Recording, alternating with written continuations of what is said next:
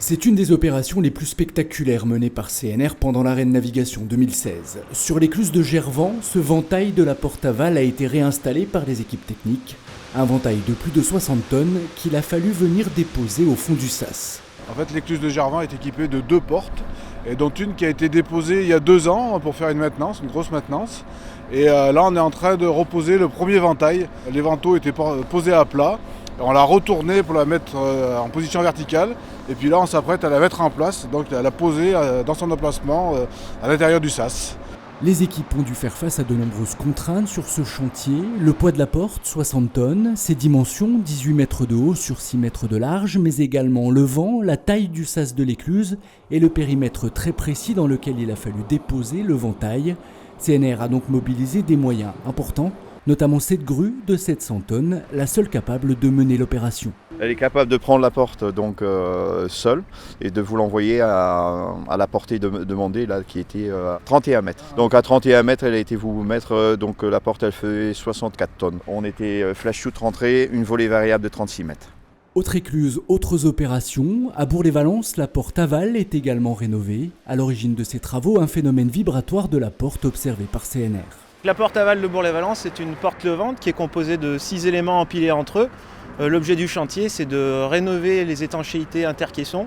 Concrètement, la porte elle est désassemblée sur site, caisson par caisson, mais dans la rainure, en intervenant pas à pas, de façon à pouvoir maîtriser la durée du chantier pendant l'arrêt de navigation, et éventuellement même reprendre le chantier dans une certaine configuration pendant la navigation. Mais l'Arène Navigation permet également à CNR de mener les nombreux travaux d'entretien et de maintenance programmés sur les 14 écluses du Rhône, principalement dans les sas, comme ici à Bourg-les-Valences où les dépôts accumulés seront nettoyés, mais également sous les sas d'écluses où les vannes de remplissage, inaccessibles tout au long de l'année, sont inspectées minutieusement. Bon c'est bon, on est au pied de la VR2, là tu peux monter la vanne, on est en sécurité.